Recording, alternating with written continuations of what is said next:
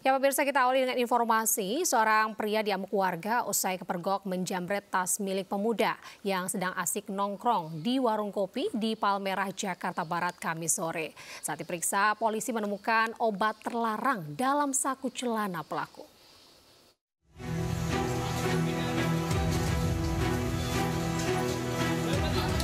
Seorang pria pelaku penjamretan tas ini tak bisa mengelak saat massa berhasil menangkapnya di Jalan Palmerah Barat 4, Kecamatan Palmerah, Jakarta Barat, Kamis sore. Beberapa warga yang kesal dengan aksinya sesekali memberikan bau mentah kepada pelaku tersebut. Aksi penjamretan bermula saat korban yang sedang nongkrong di warung kopi, karena pelaku berpura-pura duduk terjauh dari korban. Saat korban lengah, pelaku langsung menjamret tas korban yang ditaruh di samping. Pelaku kemudian kabur menggunakan sepeda motornya. Pelaku dikejar warga dari Jalan Kemandoran hingga Jalan Palmerah Barat 4. Nah, itu apa yang diambil, Bang? Tas. Isinya apa aja, Bang? Ya, kerjaan. Sendiri. Itu pakai motor atau jalan kaki? Pakai motor. Polisi langsung mengamankan pelaku. Saat diperiksa, polisi menemukan obat terlarang diduga tramadol di saku celana pelaku. Selanjutnya pelaku dibawa ke Mapolsek Palmerah, Jakarta Barat untuk diperiksa lebih lanjut. Dari Jakarta, Rizky Falupi melaporkan. 3 orang tukang parkir dan security di Kota Medan babak belur dikeroyok puluhan orang berbadan tegap berambut cepak. Ketiga korban diketahui sempat nekat meminta uang parkir ke sebuah mobil di salah satu komplek pertokoan.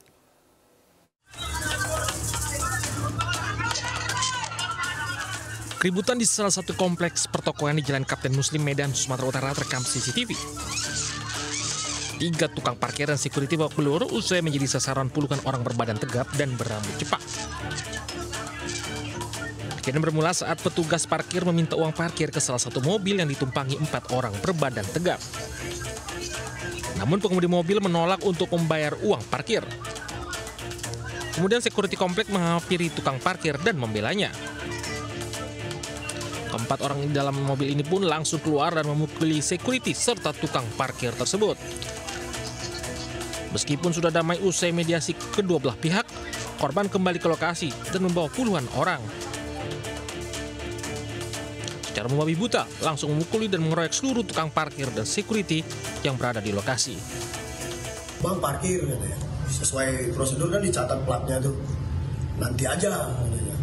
Nanti katanya. Aman tuh katanya. Enggak bang, parkir bang, bayar sekarang sesuai prosedur, bayar bang. Kan kasihan kami cari makan, yang jaga kan jaga malam. Kini korban berencana melaporkan kejadian ini ke Mapolda Sumatera Utara dan berharap pelaku yang terekam CCTV segera ditangkap. Dari Medan, Sumatera Utara, Ahmad Ridwan Nasution melaporkan. Sebuah arena sabung ayam di Bangkalan, Madura diwarnai kericuhan. Kericuhan ini diduga karena persoalan taruhan di lokasi. Polisi pun langsung memusnahkan arena judi sabung ayam.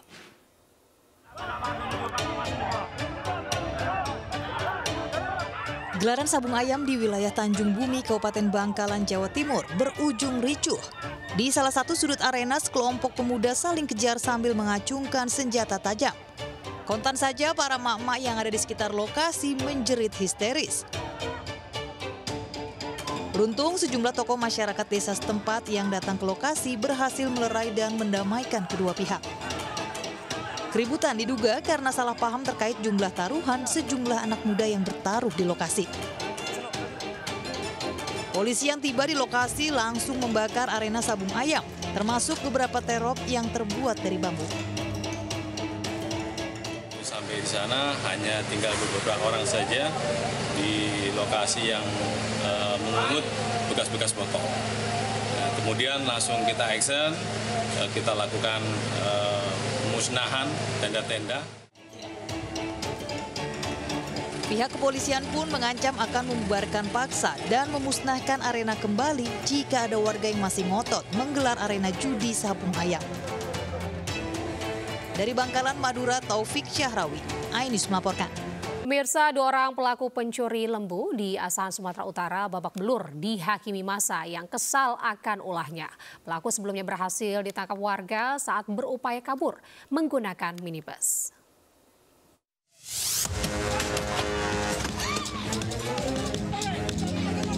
Detik-detik mobil minibus pelaku pencurian lembu menabrak portal yang dibuat warga di daerah Simalungun terekam video amatir warga dan viral. Mobil hilang kendali kemudian keluar jalur hingga nyaris menyeruduk rumah warga. Saat mobil berhenti, warga beramai-ramai langsung menghakimi kedua pelaku hingga babak belur. Usai menjadi bulan-bulanan warga, pelaku diserahkan ke Mapolsek Dolok Pandribuan, Simalungun. Kini kasus pencurian tersebut masih diselidiki pihak kepolisian Polsek Prapat Janji Asahan. Pelaku diduga spesialis pencurian hewan ternak yang kerap berulah di kawasan tersebut. Di Asahan, Sumatera Utara, Ulil Amri melaporkan. Puluhan ribu botol minuman beralkohol berbagai merek yang tak miliki izin dimusnahkan Bareskrim Mabes Polri dan Ditjen Bea Cukai di lapangan kantor Bea dan Cukai Jalan Jenderal Ahmad Yani, Pulau Gadung, Jakarta Timur, Kamis siang. Puluhan ribu botol minuman keras tanpa izin dimusnahkan menggunakan bulldozer di halaman kantor Bea Cukai, Pulau Gadung, Jakarta Timur siang tadi. Dirtipit Narkoba Bareskrim Mabes Polri menjelaskan ribuan minuman keras ini hasil dari razia gabungan di 505 lokasi. Selain itu, petugas gabungan juga merazia tempat hiburan malam yang menjadi target operasi TO, peredaran ekstasi yang kian marak menjelang Nataru. Berbagai jenis narkotika yang disita, sabu 29 kg, 105 butir ekstasi, 4,61 gram kokain, 17,24 gram ganja, dan 39 butir obat keras dari 18 orang tersangka. Awal triwulan 4 tahun 2023, banyak sekali peredaran ekstasi tempat hiburan malam. Untuk hal itu, kita membuat situasi yang kondusif. Maka kita melakukan kegiatan operasi rutin yang dijalankan bekerjasama dengan Ditjen Bea dan Cukai. Hal ini dilakukan selain di Bareskrim juga di Polda-Polda dan Polres-Polres. Pemirsa, Ketua Nonaktif KPK Firly Bahuri mengundurkan diri dari jabatan Ketua KPK yang sudah diembannya selama 4 tahun. Firly terjerat kasus pemerasan terhadap mantan mentan Syahrul Yassin Limpo. Ketua KPK Firly Bahuri menyatakan mengundurkan diri dari pimpinan sekaligus pegawai KPK 2019-2023.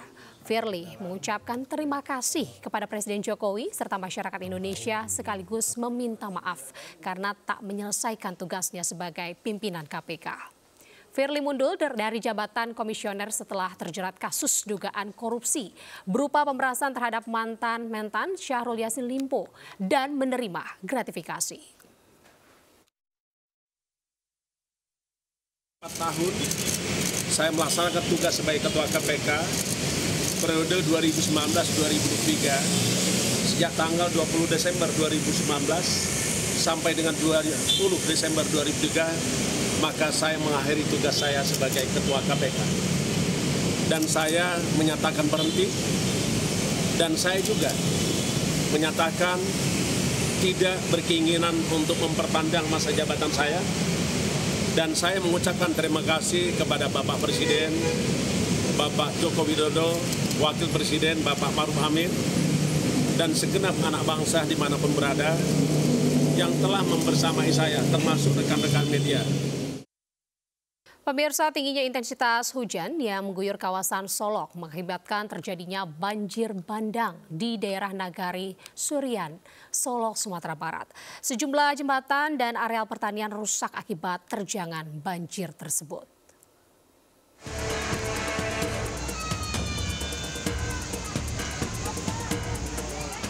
Seperti inilah detik-detik banjir bandang yang menerjang daerah Jorong, Kayumanang, Nagari Surian, Kecamatan Pantai Cermin, Kabupaten Solok, Sumatera Barat. Derasnya arus sungai disertai material lumpur dan potongan balok kayu menerjang area pertanian warga yang menyebabkan sejumlah jembatan putus dan 3 unit rumah warga rusak parah. Luapan sungai yang berdampak pada lahan pertanian, kemudian permukiman warga dan akses jalan lintas Padang menuju Morolabu macet. Laporan sementara korban jiwa nihil dan hujan di lokasi kejadian sudah mulai reda. Hingga kini, sejumlah petugas BPBD setempat bersama tim SAR masih melakukan pemantauan di sejumlah lokasi yang terdampak banjir bandang. Dari Kabupaten Solok, Sumatera Barat, Budi Sunandar, Ayus, lapor. Kebakaran melanda sebuah tempat ibadah musala dan juga rumah warga di Jalan Manggis, Srengseng, Jakarta Barat. Diduga asal api akibat korsleting listrik dari mesin pendingin ruangan rumah warga. Api berkobar melahap sebuah rumah warga yang menjalar ke sebuah tempat ibadah musala di Jalan Manggis, Srengseng, Jakarta Barat. Petugas kesulitan melakukan pemadaman karena sumber air yang sangat jauh berkisar 1 km lebih. Kebakaran ini berasal dari salah satu rumah warga yang mengalami korsleting listrik pada bagian mesin pendingin ruangan.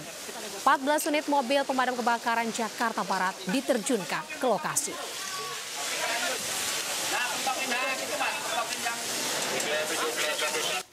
Sebuah kapal jenis Bigetron membawa 37 penumpang ditemukan tenggelam di tengah laut perairan Mamuju. 2 orang ditemukan meninggal dunia, 2 lainnya dalam pencarian, sementara sisanya berhasil diselamatkan.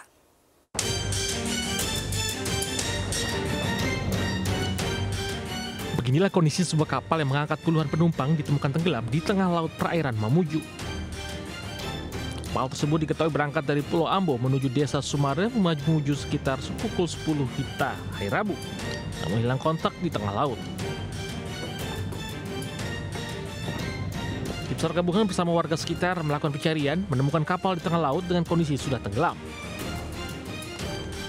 Diduga kapal alami kecelakaan akibat diterjang gelombang tinggi hingga kapal oleng dan terbalik di tengah laut. Dari titik terakhir korban ditemukan, korban selamat ditemukan. Dan informasi dari korban yang selamat bahwa 2 orang yang tersisa ini masih mengapung menggunakan jerigen, namun terpisah karena derasnya arus di luar sehingga mereka tidak bisa bersama-sama.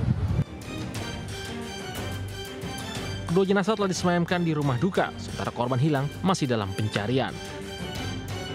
Dari Mamuju, Sulawesi Barat, Frendi Christian, iNews melaporkan. Kita beralih ke informasi selanjutnya pemirsa. Ribuan ibu muda di Kabupaten Jombang, Jawa Timur ramai-ramai mengajukan gugatan cerai kepada suaminya.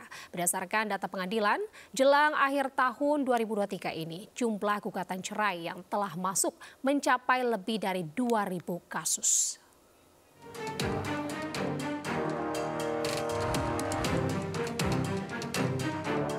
Menjelang akhir tahun 2023, suasana kantor Pengadilan Agama di Kabupaten Jombang, Jawa Timur ramai oleh warga yang antre untuk persidangan. Ironisnya mayoritas adalah perkara perceraian. Berdasarkan data Pengadilan Agama, hingga akhir tahun 2023 ini, jumlah gugatan cerai yang masuk telah mencapai 2.342 kasus. Di antaranya alasan ibu rumah tangga mengajukan cerai karena tidak dinafkahi alias tidak pernah diberi uang belanja. Masalahnya itu nggak pernah dikasih uang belanja, terus nggak ada perhatian sama sekali sama keluarga. Akhirnya saya menggugat ini, gitu. Nggak dinafkahi? Iya, nggak dinafkahi. Sebelumnya sudah melakukan proses gugatan cerai berapa kali? Baru. Meski angka gugatan cerai ini sangat tinggi, namun Pengadilan Agama Jombang mengklaim jumlahnya menurun dibandingkan tahun 2021 maupun tahun 2022. Dari Jombang, Jawa Timur, Mukhtar Bagus, iNews melaporkan. Pemirsa mengetahui anak yang menjadi korban kecelakaan lalu lintas truk tronton di Cianjur, Jawa Barat, seorang ibu langsung teriak menangis histeris. Keluarga dan warga setempat yang berada di lokasi langsung menenangkannya.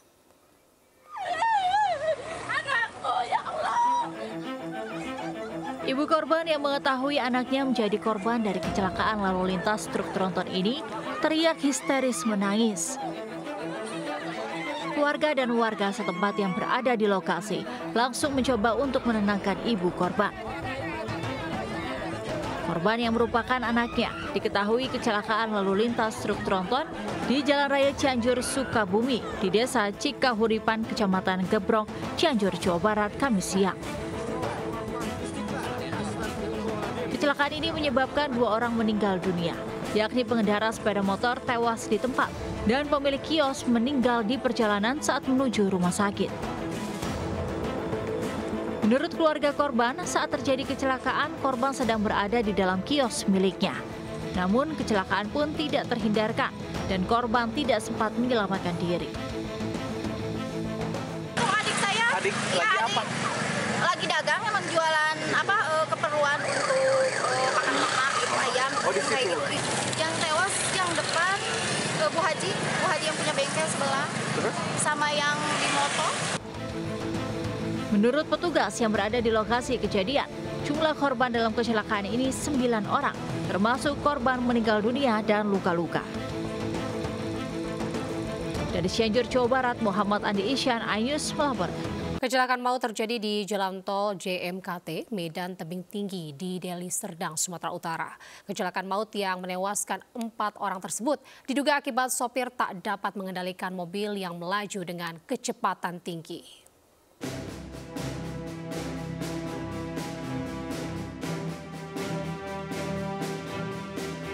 Inilah suasana di lokasi kejadian di ruas tol JMKT Medan Tebing Tinggi KM 47500, Desa Pasar Melintang, Kecamatan Lubuk Pakam, Deli Serdang, Sumatera Utara. Satu mobil minibus ringsek. Di dalam mobil terdapat 7 orang, 4 orang termasuk pengemudi tewas di lokasi dan 2 penumpang lain mengalami luka parah. Insiden bermula saat minibus yang dikemudikan Henry datang dari arah tol Medan menuju arah tol Tebing Tinggi, melaju dengan kecepatan tinggi. Di lokasi kejadian, minibus diduga menabrak bagian belakang mobil yang belum diketahui jenis dan nomor polisinya. Kerasnya benturan membuat pengemudi tak dapat mengendalikan mobilnya hingga oleng ke samping kiri. Akibatnya sang sopir dan 3 penumpangnya tewas.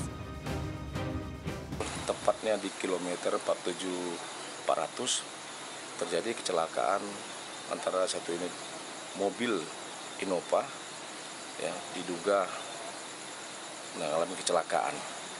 Namun untuk lawan daripada Innova ini sampai sekarang kami masih dalam tahap penyelidikan dan pengembangan. Pasca kecelakaan, polisi langsung melakukan olah TKP dan mengevakuasi seluruh korban ke rumah sakit terdekat. Dari Medan, Sumatera Utara, Rizky Fauzan, iNews melaporkan. Pemirsa, seekor anak gajah Sumatera ditemukan mati di kawasan bantaran sungai Desa Lancong di Kabupaten Aceh Barat, Aceh. Tim medis dari BKSDA Aceh masih mengidentifikasi bangkai anak gajah untuk mengetahui penyebab pasti kematian satwa yang dilindungi tersebut.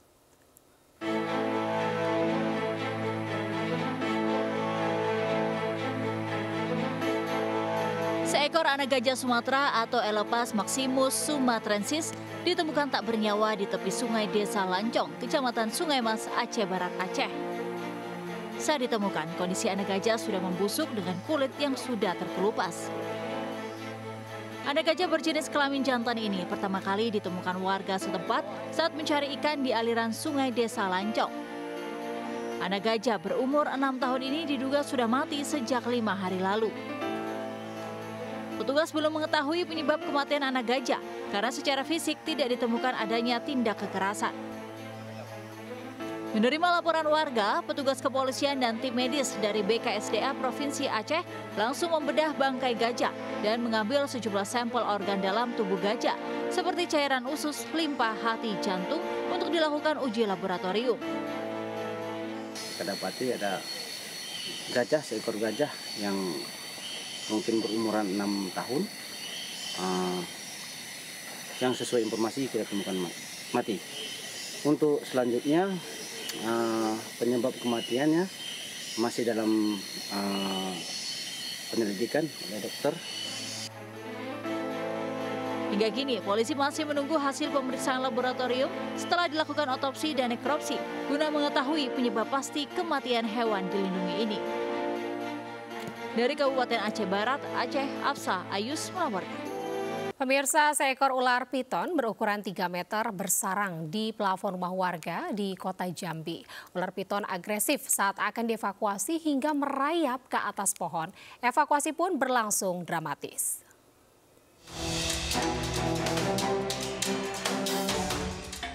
Warga Kelurahan Simpang 4 Sipin, Kecamatan Kota Baru, Kota Jambi, dikejutkan dengan kemunculan seekor ular piton sepanjang 3 meter yang bersarang di plafon rumah. Petugas Damkar Kota Jambi menerima laporan ini langsung berupaya mengevakuasi ular. Kemunculan Munculan ular berbobot 20 kg ini bermula dari kecurigaan pemilik rumah saat berada di dapur. Ular tepat berada di plafon dapur. Evakuasi ular ganas ini berlangsung dramatis. Petugas damkar terpaksa membongkar plafon rumah menggunakan peralatan khusus untuk mengeluarkan ular. Ular terus melawan hingga merayap ke atas pohon rambutan di belakang rumah warga. Setelah 2 jam proses evakuasi, petugas berhasil mengamankan hewan ganas ini. Diduga ular kelaparan sehingga keluar dari sarangnya saat musim hujan untuk mencari mangsa hingga masuk ke pemukiman warga. Ular sanca piton dengan panjang 3 meter lebih dan berat bobot 20 kilo. Dengan kondisi pancaroba hujan sekarang ini, kami mengimbau kepada masyarakat untuk lebih berhati-hati karena ular akan mencari tempat yang lembab dan juga mencari mangsa. Ular dibawa ke kantor damkar dan penyelamatan Kota Jambi, kemudian dilepas kembali ke habitatnya yang jauh dari pemukiman warga. Dari Kota Jambi, Adrianus Susandra, iNews melaporkan. Pemirsa, PT Sinergi Multi Lestarindo Tbk, salah satu distributor bahan baku khusus atau specialty chemical, menggelar public expose dalam rangka penawaran umum perdana saham bersama PT MNC Sekuritas sebagai penjamin pelaksana emisi efek.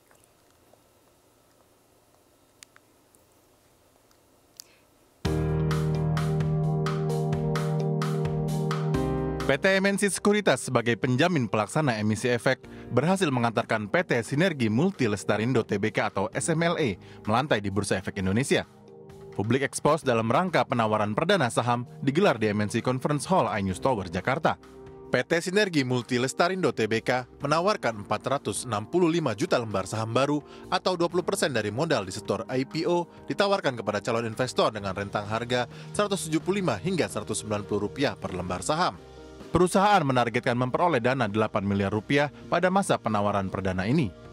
Bisnis kami di industrial chemical ataupun di food ingredient dan juga di personal care cosmetic, inovasi itu menjadi sangat penting. Kami harus barengi dengan namanya prototype, terus kita mesti barengi dengan teknologi, dengan know-how, sehingga customer-customer yang membeli produk-produk kami merasa terbantu.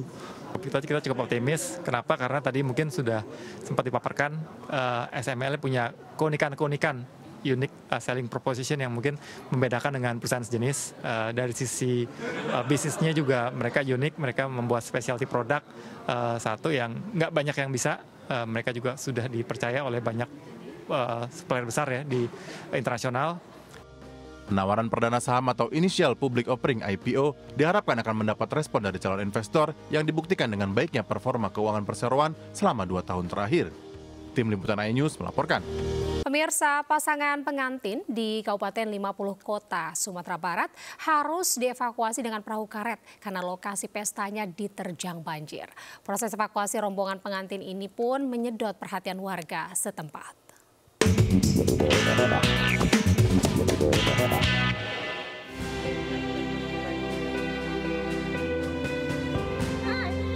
Video amatir warga merekam momen iring-iringan pasangan pengantin dievakuasi oleh perahu Basarnas saat banjir melanda Kabupaten 50 Kota, Sumatera Barat. Tim Basarnas membawa rombongan keluarga dan pengantin yang sudah lengkap dengan pakaian adat pesta pernikahan ini ke tempat yang aman. Tak pelak mereka menjadi pusat perhatian warga sekitar. Biasanya pengantin diarak dengan mobil pengantin, tapi kali ini pengantin diarak dengan perahu Basarnas keliling kampung di tengah banjir yang melanda daerah Harau. Meski demikian, pasangan pengantin dan keluarga tetap bahagia karena momen pesta perkawinannya akan berkesan seumur hidup. Dari Kabupaten 50 Kota, Sumatera Barat, Agung Sulistyo, iNews melaporkan. Pemirsa, viral video ajudan Bupati Kabupaten Kutai Barat, Kalimantan Timur menganiaya sopir truk CPO. Ajudan Bupati menyeret keluar sopir dari truk dan memukulnya hingga terkapar di jalanan. Sementara Bupati Kutai Barat melerai kejadian tersebut dan meminta maaf.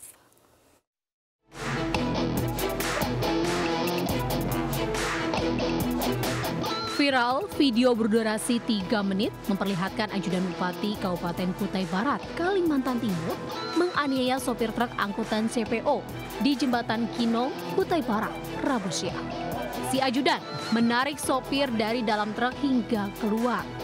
Sempat adu mulut, namun ajudan langsung menendang kepala si sopir dan menendang badan si sopir hingga terkapar di jalan raya. Bupati menjelaskan, sebelumnya ada 5 truk CPO konvoi saat dia bersama ajudannya mengiringi di belakang. Sopir Bupati meminta jalan kepada sopir truk diberi jalan. Namun, supir yang juga korban pemukulan tersebut tidak memberikan jalan. Bahkan hampir menabrak mobil yang digunakan Bupati.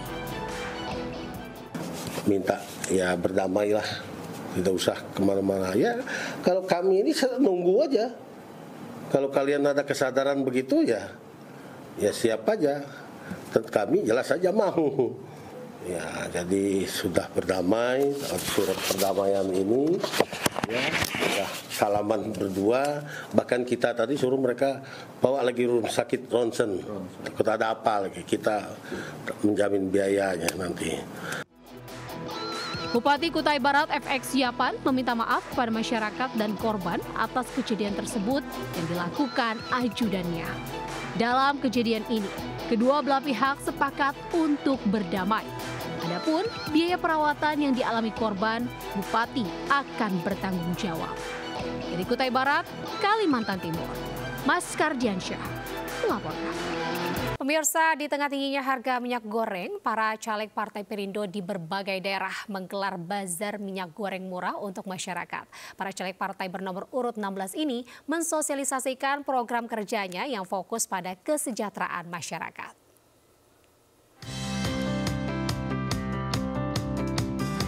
Mengurangi pengangguran, membuka lapangan kerja dan sembako murah menjadi program unggulan Cimehong atau Cionovia Handayani, caleg DPR RI Dapil DKI Jakarta 3 dari Partai Perindo. Kalau program yang kita andalkan, kita akan sembako itu tidak mahal seperti saat ini, ya. Pengangguran tidak ada, jadi kita akan membuka usaha mungkin UMKM sehingga lapangan kerja itu kan banyak, jadi tidak ada pengangguran, warga jadi sejahtera. Mudah-mudahan dengan terpilihnya Bu Yolanda dan Cimehong ini bisa menginspirasikan ke semua warga agar lebih peduli lagi ke warga. Sementara itu di Surabaya, para caleg dari Partai Perindo mengunjungi sejumlah pelaku UMKM binaan yang mendapat bantuan gerobak di kawasan Jalan Ngagel Dadi. Dalam kegiatan ini juga digelar bazar murah minyak goreng dan mensosialisasikan manfaat KTA Partai Perindo berasuransi. Hari ini kami mengunjungi pelaku usaha UMKM yaitu Pak Wisnu atau Bu Indah yang hari ini berjualan nasi campur, nasi pecel, dan kita membagikan makanan mereka secara gratis kepada masyarakat sekitar. Jelang pemilu 2024, para caleg Partai Perindo gencar turun ke masyarakat mensosialisasikan program partai dan pasangan nomor urut 3 Ganjar Pranowo Mahfud MD. Tim Liputan iNews melaporkan. Pemirsa, jelang Natal dan Tahun Baru, ratusan penumpang mengular di counter check-in Terminal 3 Bandara Soekarno-Hatta, Tangerang untuk berlibur selama Natal dan Tahun Baru. Sementara kemacetan panjang terjadi di Pelabuhan Merak, Banten akibat kelangkaan solar.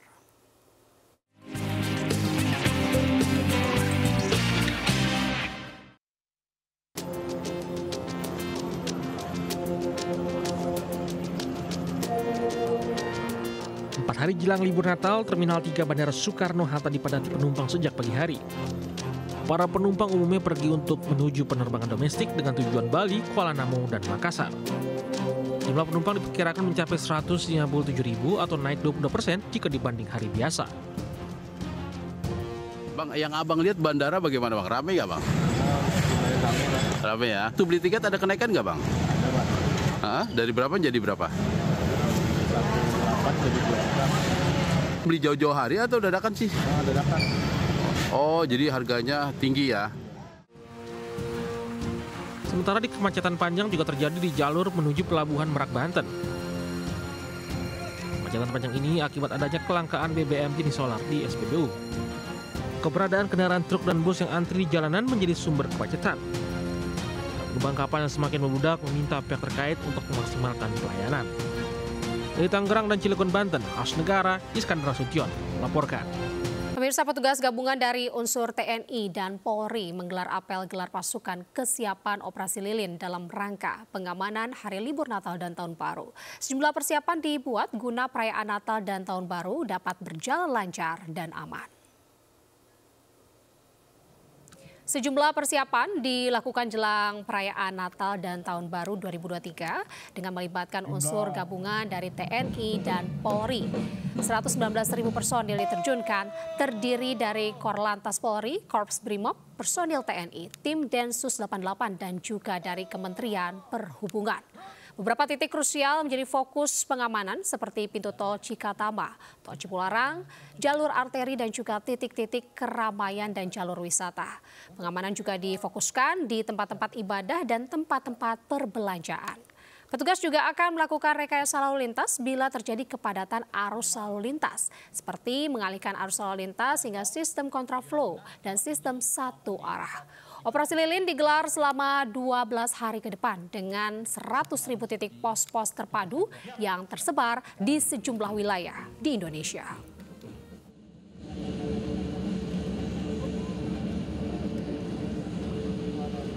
Dan sementara itu pemirsa, bagi Anda yang ingin memburu pernak-pernik Natal dengan harga terjangkau, Anda bisa mampir ke Pasar ASMK Jakarta Barat. Di tempat ini berbagai macam aksesori bisa Anda dapatkan, mulai dari pohon Natal, berbagai ukuran, hingga ragam hiasan Natal.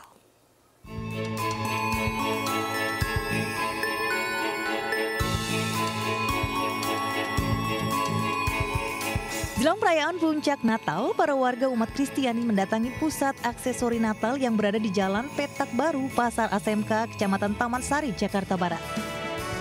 Berbagai aksesori bisa didapatkan di berbagai toko di lokasi ini.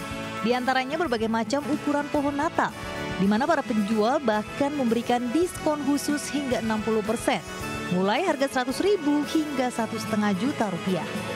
Beragam hiasan seperti topper berbentuk bintang, bola, lampu, dan ragam macam bentuk gantungan, rumbai dan pita juga diburu para pengunjung. Aksesori ini dijual mulai Rp5.000 hingga Rp300.000. Pernak-pernik Natal. Setiap tahun belanja di sini, Bu? Iya. Kenapa memilih pasar ini, Bu? Harganya lebih murah sih dibandingin mall. Begitu ramai kalau eceran. Kalau grosir ya emang tiap tahun ya emang ramai. Kalau buat pengiriman luar daerah. Ada kenaikan harga nggak sih kira-kira? Enggak, harganya malah pada turun. Meski sudah menjual aksesori Natal secara eceran ataupun grosir, para pedagang mengaku tidak mengalami kenaikan omset dibanding tahun lalu. Sebab ada kemungkinan banyak para pembeli yang memesan secara online. Bagi Anda yang masih ingin mencari aksesori Natal, Anda dapat berkunjung ke Pasar ASMK untuk memilih langsung pernak-pernik dengan berbagai macam pilihan. Dari Jakarta, Rizky Falufi, iNews melaporkan. Wakil Menteri Pariwisata dan Ekonomi Kreatif Angela Herliani Tanusudibyo meninjau dan meresmikan Gereja Sidang Jemaat Allah di lereng Gunung Bromo, Kabupaten Probolinggo, Jawa Timur yang telah selesai direnovasi. Kehadiran Angela sebagai Ketua Pelaksana Perayaan Natal 2023 untuk memastikan jemaat Gereja Sidang Jemaat Allah bisa merayakan Natal dengan hikmat.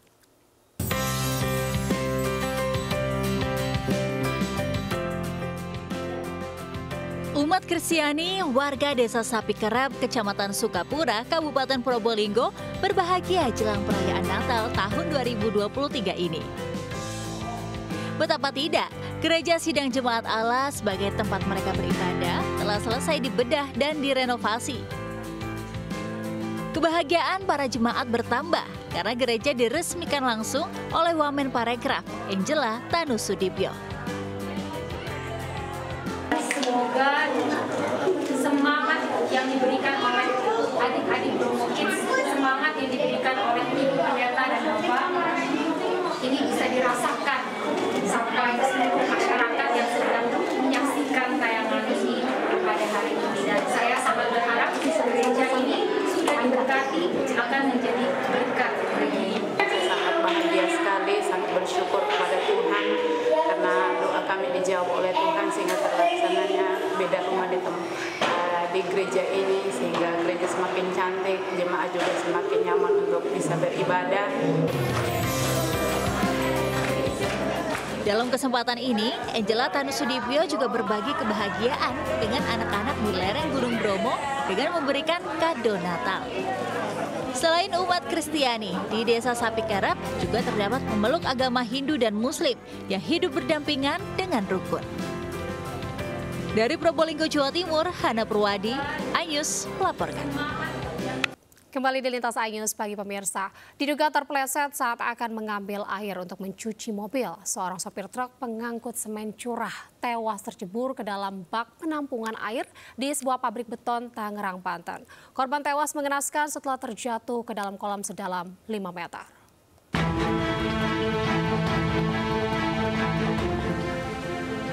Adi, 40 tahun, warga Mandalawangi, Lebak, Banten, tewas mengenaskan setelah terjatuh ke dalam bak penampungan air sedalam 5 meter di sebuah pabrik beton Desa Jatake, Kecamatan Pagedangan, Tangerang. Korban yang merupakan sopir pengangkut semen curah ini diduga terpeleset saat mengambil air untuk mencuci truk menggunakan sebuah ember. Dia untuk mengambil air sedang ambil air. Mencuci mobil. Oh, jadi kena mencuci mobil, ambil air, terus kepleset, terus jatuh. Dia di pinggir kobangan tadi, gitu kan, kolam, dia kepleset, langsung kecebur. Ya, cuma memang sayangnya nggak ada karyawan yang melihatnya. Petugas Polsek Pagedangan langsung melakukan olah tempat kejadian perkara dan memeriksa sejumlah saksi. Usai dievakuasi, jenazah korban langsung dibawa ke Rumah Sakit Umum Tangerang untuk diotopsi. Para sopir berharap pihak pabrik beton memberikan pengamanan di area kolam penampungan air lantaran banyak sopir dari luar yang mengantar semen tidak mengetahui kondisi kolam. Dari Kabupaten Tangerang, Banten, Aimarani, iNews melaporkan. Pemirsa, calon Presiden Ganjar Pranowo menghadiri acara festival Teman Cerita di Jakarta Teater, Jakarta Pusat, Kamis siang. Calon Presiden nomor urut 3 yang didukung Partai Perindo ini sempat di-roasting oleh para stand-up komedi.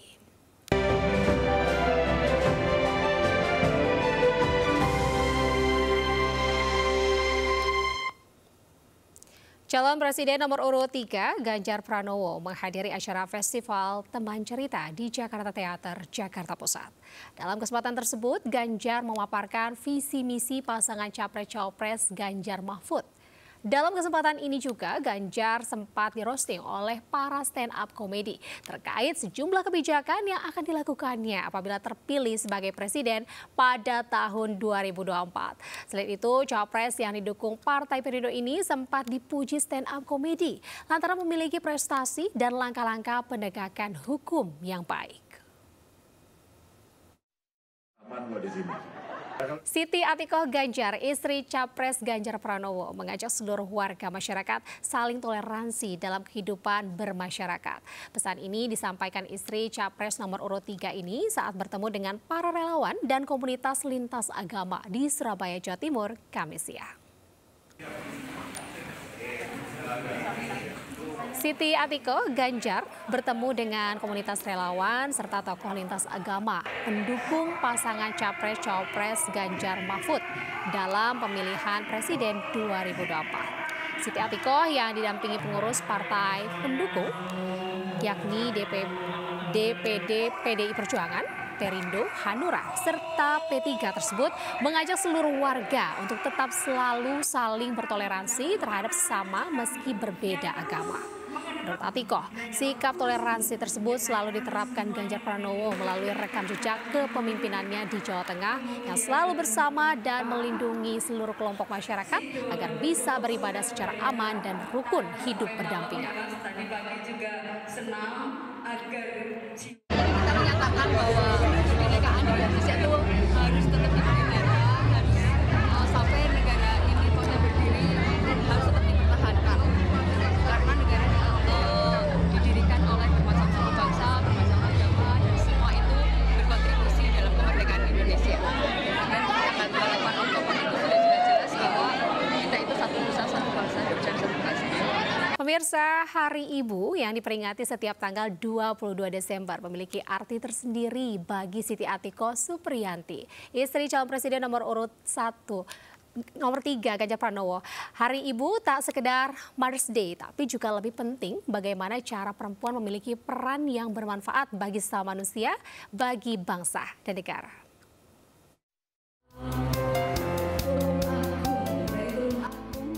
Siti Atiko Supriyati, istri calon Presiden Republik Indonesia Ganjar Pranowo, mengadakan diskusi dengan pelaku UMKM di Lamongan, Jawa Timur, Rabu siang.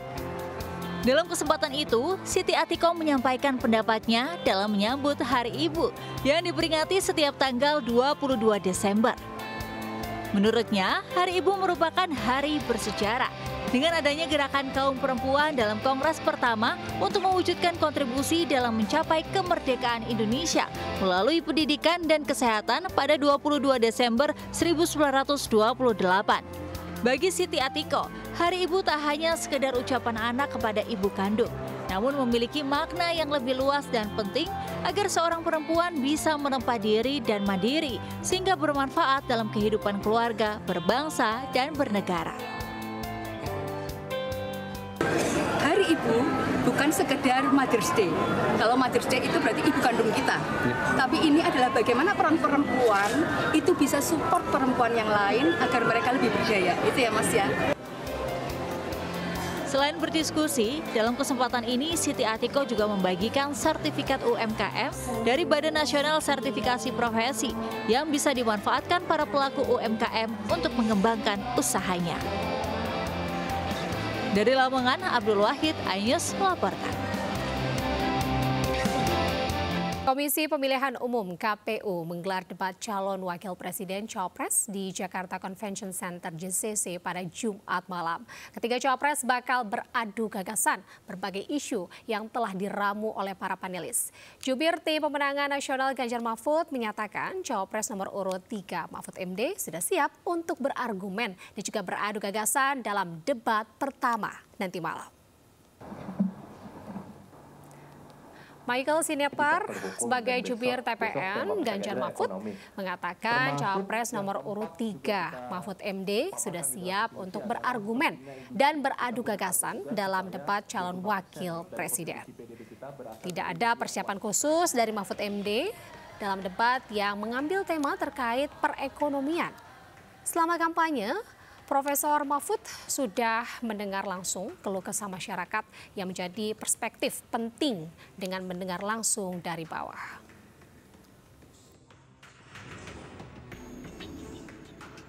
Pasnya di dalam TPN kita ada rapat rutin pimpinan TPN yang menghadirkan Pak Ganjar dan Prof Mahfud, itu masukan-masukan dan ide-ide dan terobosan itu selalu dibahas di sana.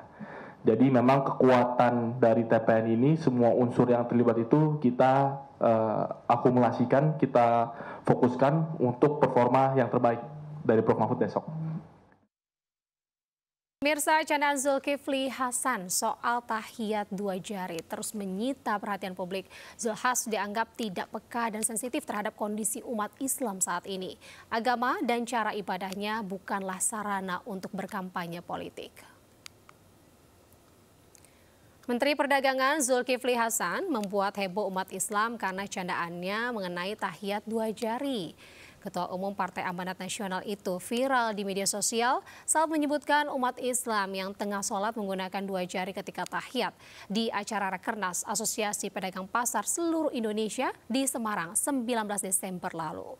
Menyikapi hal ini, Ketua DPP Partai Perindo Bidang Keagamaan Abdul Khalik menyesalkan perkataan yang disampaikan oleh Menteri Perdagangan tersebut. Klarifikasi dari Zulkifli Hasan atas candaannya itu menjadi penting karena hal ini bisa diketahui apa sesungguhnya yang menjadi motif dari candaan itu dan kemudian apa yang menjadi tujuan dari candaan itu. Karena kalau yang dimaksud adalah bahwa orang saat ini punya kecenderungan pilihan pada capres-capres tertentu dengan kode-kode tertentu, maka ini adalah sangat disayangkan. Karena sholat itu adalah ibadah yang luar biasa mulia dan ini kewajiban atas setiap muslim, maka tidak patut apabila sholat dijadikan bahan candaan. Pemirsa, debat perdana calon wakil presiden akan dihelat Komisi Pemilihan Umum Jumat malam di Plenary Hall JCC Senayan, Jakarta Pusat. Tim kampanye nasional pemilih muda Prabowo Gibran, TKN Fanta, meyakini Gibran Rakabuming Raka dengan pengalaman sebagai wali kota Solo akan mampu beradu gagasan dengan dua cawapres lainnya dan akan memberikan kejutan dalam debat perdana cawapres.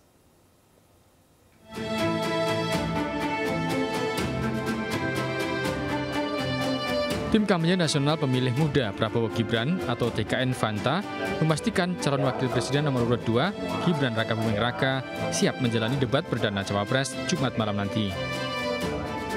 Berbekal pengalaman sebagai wali kota Solo, anak Presiden Joko Widodo ini akan siap beradu gagasan dengan dua cawapres lainnya, apalagi debat perdana ini berbicara mengenai tema ekonomi. Dalam debat nanti, Gibran diyakini tidak hanya berbicara gagasan kosong dan akan memberikan kejutan.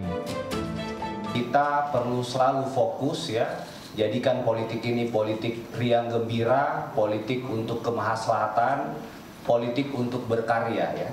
Orang-orang muda di Indonesia ini sudah sangat memahami, sangat mengerti, sangat tahu siapa yang sangat doyan ya gosip ya, siapa kandidat yang doyan menyebar fitnah, hoax ya.